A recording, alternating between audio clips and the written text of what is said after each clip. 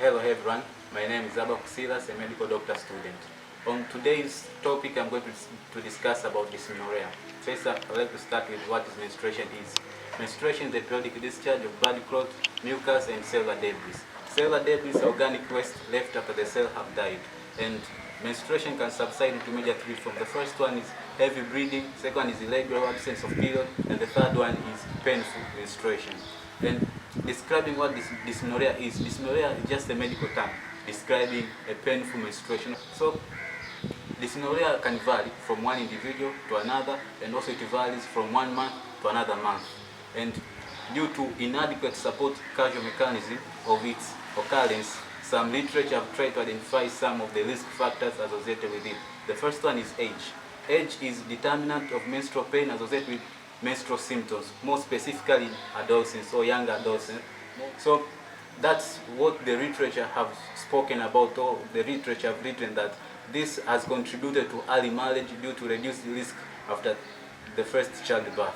The second risk factor of dysmenorrhea is smoking. The third one is long heavy menstruations and family history of dysmenorrhea.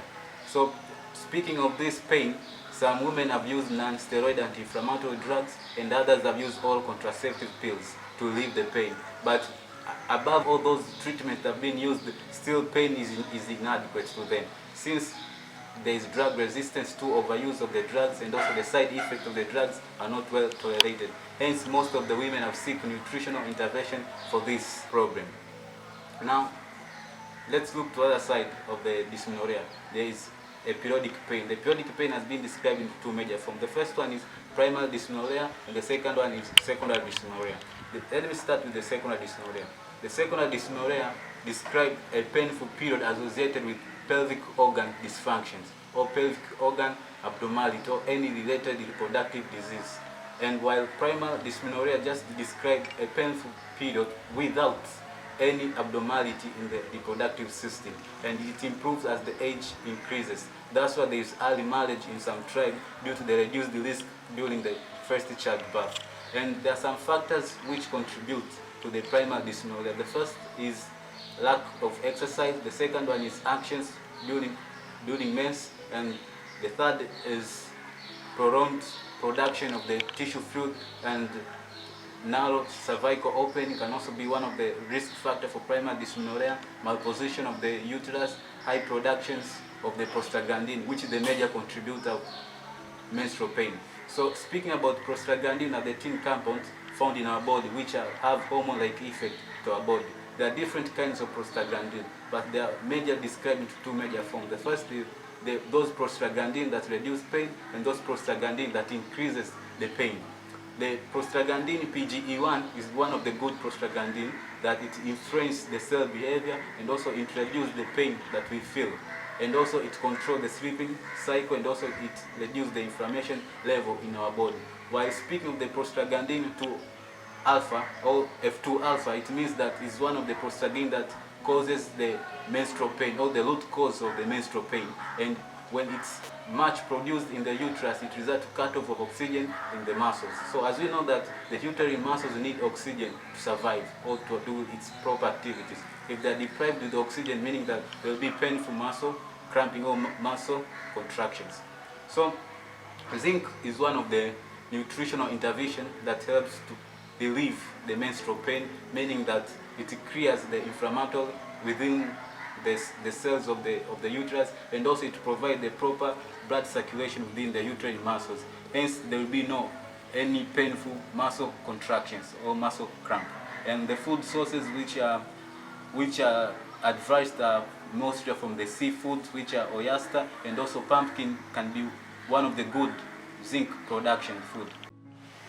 And other nutritional interventions from omega-3 fatty acid, which help in prevent the thrombing pain of the uterus during the dysmenorrhea period. And the food sources are fish oil, walnut, and chia seed. Okay, speaking of, some literature provide that dysmenorrhea is one of the symptoms of magnesium deficiency. Due to that, there is low productions of dopamine, and dopamine is very essential in the mood and appetite activities. Henceforth, that's the major reason why most of the women crave for dark chocolate during the monthly period, since dark chocolate has highest maximum level of magnesium. And other food sources for magnesium are avocado, banana, almond, and cashew nuts. Okay, speaking of the period pain, it can either occur before or after menstruation. If it occurs before menstruation, means that it has resulted to premenstrual syndrome, which are the physical and psychological effects seen to a woman when seen to a woman before 1 week of menstruation. And the period pain can occur in the lower abdomen, lower back, and also can occur in the legs. And if the production of prostaglandin is at high quantity, it can result to systemic manifestation or systemic symptoms, which are headache, vomiting, nausea, and diarrhea. And due to consistent headache, can result to absence of school, which can lead to dropout in the academic issues or academic affairs. And one of the food that can relieve the premenstrual syndrome is calcium. Calcium is associated with or linked to vitamin D absorptions. If there's no calcium, means that there's no vitamin D absorptions. Henceforth, calcium is very vital for cellular behavior or cellular functioning in the body. And example of the food that are from calcium from the dairy products, which are from yeast, cheese, and yogurts. And also it can be found from as a source of vitamin D, can be found from the edible fish. And speaking of the vitamin B6, is one of the essential nutrients, since it provides two chemical messengers at once, dopamine and serotonin. As we know that dopamine gives the person a joy of finding what he needs, give the person the motivation, cognition, and pressure of finding what he or she needs, while serotonin gives the person a confidence or a community security, means that it gives the person a sustainable way to interact with the other peoples. So it provides the mood, appetite, and with other desires for the activities encountered. And the most preferred food sources of vitamin B6 are from the nuts. And there is a connection between the estrogen produced and the food eaten.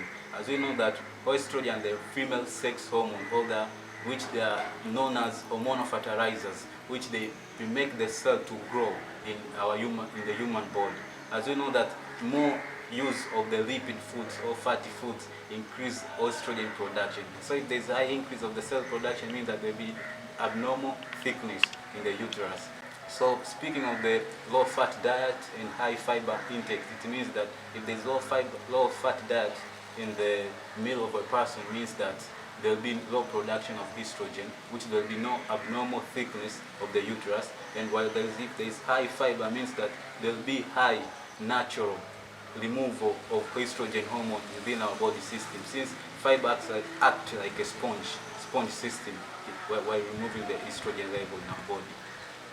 And the foods known to provide fibers are from the vegetables and from the fruits. And now let's keep this in mind, that blood sugar fluctuates a lot during menstruations, and if there is any added amount of carbohydrate or exceeding amount of carbohydrate intake, means that it adds fuel to the body, means that there will be drastically drop and rise in the blood sugar in our body. And this is what none of us wants this to happen. So if this happens, means that it can increase the level of cramping. If there is a much increase of cramping, means the pain increase is more or intense. So we are not advised to take much carbohydrate during or in the period of menstruation or dysmenorrhea. And also fourth, define the sugar, increase the level of sodium and water intake.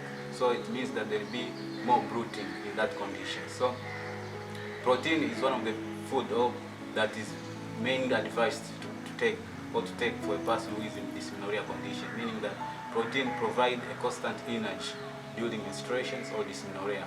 So there will be no drastic drop and fall in the blood sugar level. And also the adequate protein will cover the tear and wear that were removed during the menstruation period. Since menstruation, as we know, that there is removal of blood clot, mucus, and other cellular debris. That's the major theme and role of protein, since protein make up the most part of our human body. And the other thing is the food that we are not allowed to take during menstruation, or if someone is experiencing dysmenorrhea. There is spicy food are not advised to take. There is these refined carbohydrate foods or soft drinks are not advised. Tea. To sum up the view that education about health, nutrition and physical activity should be start earlier and should be continuous throughout the life. Thank you.